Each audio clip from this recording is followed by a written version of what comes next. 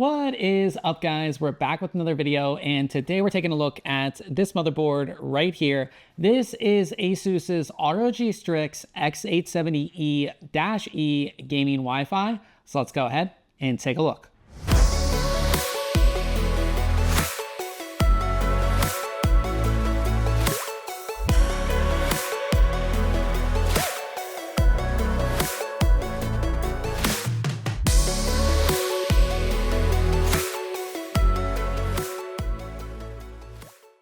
To start things off, the ROG Strix X870E-E gaming Wi-Fi is going to be a normal ATX size motherboard.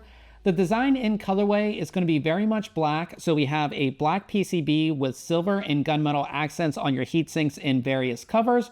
Overall, I think it's a good looking board. Starting at the CPU socket, we have AMD's AM5 socket. This socket will support AMD's Ryzen 9000, 8000, and 7000 series processors. Around the CPU socket, you'll find your power delivery components, and ASUS is making use of an 18+2+2 power phase design, with the CPU power stages being 110 amps.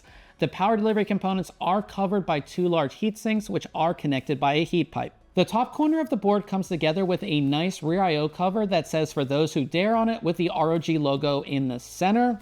Also hiding in the top edge of the board is going to be your dual 8-pin EPS connectors, which are metal reinforced. Moving across the top edge of the board, you'll find four 4-pin headers, and these do have covers on them. And I really like that ASUS has been adding these covers, as if you're not using these pins can easily get bent, so it's nice to have the covers.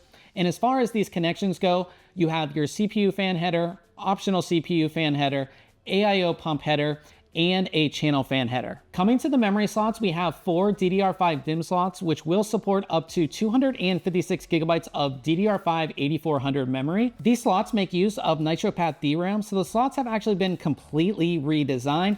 And with this new design, ASUS's internal testing found that it could lead to significantly increased headroom across multiple configurations. As we move over to the far edge of the board, we find a postcode display, 3-pin addressable RGB header, a large power button, smaller flex key button, 24-pin ATX power connection, a USB 3.2 Gen 2x2 header, 2 USB 3.2 Gen 1 headers, one of which is metal reinforced, and 4 SATA 6GB ports. The SATA ports and bottom USB 3.2 Gen 1 header are at a 90-degree angle, so they don't get in the way of your expansion cards. At the bottom of the board, you're going to find the rest of your headers and connections. So from left to right, you have your front panel audio header, a 4-pin fan header, 2 3-pin addressable RGB headers, alt PCIe mode switch, another 4-pin fan header, 3 USB 2.0 headers, 2 more 4-pin fan headers, and your front panel headers, and a temperature sensor header. And this is the first modern motherboard that I've seen that has more than 2 internal USB 2.0 headers.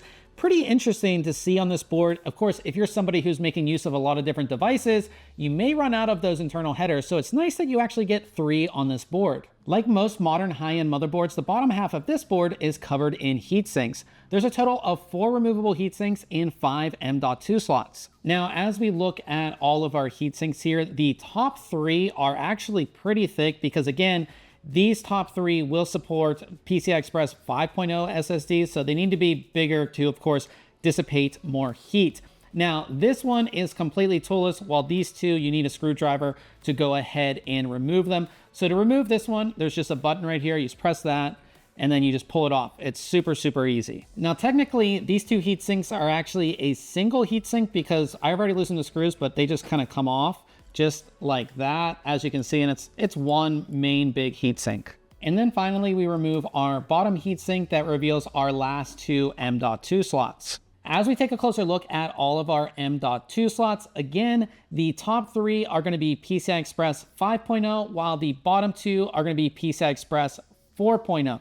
It's also worth noting that the PCI Express 5.0 slots do have the bottom heat sinks, while the PCI Express 4.0 ones do not. And your top slot right here will support M.2 SSDs up to 110 millimeters, while the rest of the slots will support 80 millimeter drives. All of the M.2 slots are going to offer completely toolless M.2 drive installation.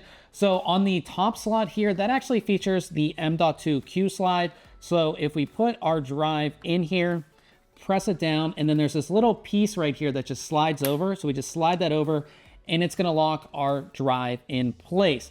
All of the other slots, the other 4 slots, they're gonna feature the M.2 Q latch, which goes like that, and then boom, it just locks it down. And if you wanna release your drive, you just go like that. Super simple and easy. For expansion slots, you're gonna get a PCI Express 5.0 X16 slot and a PCI Express 4.0 X16 slot, which is X4 electrical. The top slot is going to be metal reinforced. So when it comes to removing your graphics card from the motherboard, in the past, you would just have a button and that's gonna release the PCI Express slot. But on newer ASUS motherboards, you're actually gonna find a really cool feature. So if you were to pull up on this card, I don't wanna do it, but if you were to pull up on this card, the card's gonna stay in the slot, it's not going to release. But if you just pull up this way, like angle, the way you pull up the card this way, it's just gonna release. Ready? Just releases. Super simple and easy to do. I love that. No space on the motherboard taken up by some button, and just makes it really easy to remove your graphics card. Moving to our rear I/O, we do have a built-in I/O shield, which is all but standard these days. As far as connections go, we have HDMI, 2 USB 4 ports, which are Type-C, 10 USB 3.2 Gen 2 ports, 9 of which are Type-A and 1 is Type-C, a clear CMOS button, BIOS flashback button, a USB 3.2 Gen 2x2 Type-C port, 5 gig Ethernet, Wi-Fi 7 antenna connections, and then your audio connections. The USB 3.2 Gen 2x2 port will also support 30 watts of power delivery. When it comes to RGB lighting, the only RGB lighting you are going to find on this board is going to be on the rear I/O cover, of course, that ROG I logo. You can't forget that you do have 3 internal headers, all of which are ARGB.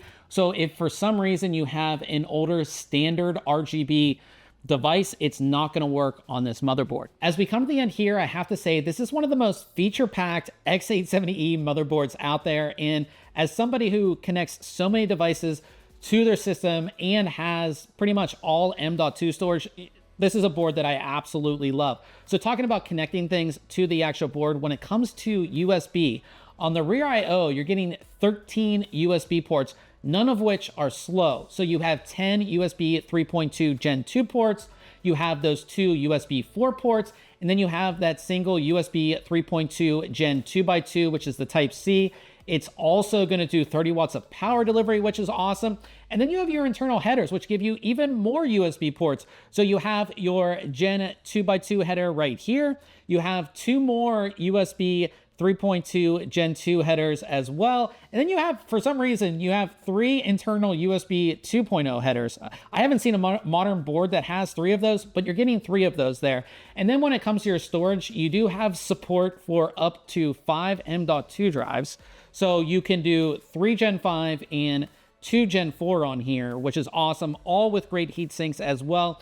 And beyond removing the heat sinks, you know, it's going to be toolless installation. So no looking for those like little screws anymore. Toolless installation for the most part on your M.2. So I definitely like that. If you're overclocking or running a Ryzen 9 processor, you don't have to worry because you have that 18+2+2 power design with 110 amps for your CPU power stages.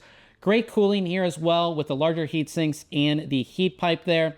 Great overall design of this board as well. You know, you have a ton of fan headers, you have your RGB headers. If anything, it would just be nice to have just one standard RGB header. All the RGB headers here are ARGB. So that would have been kind of nice to have if you were running maybe an older RGB device. But beyond that and the qualms of Armory Crate, which I won't get into in this video, this is an excellent X870E motherboard. Now it is expensive. Prices are all over the place, especially now with how tech prices are. So look in the description to find, you know, where you can pick this up, but it's not going to be cheap. But for everything that you're getting, all of the connectivity, I didn't even mention Wi-Fi 7 and your 5 gig LAN as well. I mean, this motherboard is completely packed with features. So I would definitely recommend this if you are doing a high-end Ryzen build. It's going to have everything that you want. Now, I do have our full written review over at thinkcomputers.org, link below, and of course, where you can go ahead and pick this up as well. If you have any questions about this board, go ahead and leave it in the comments.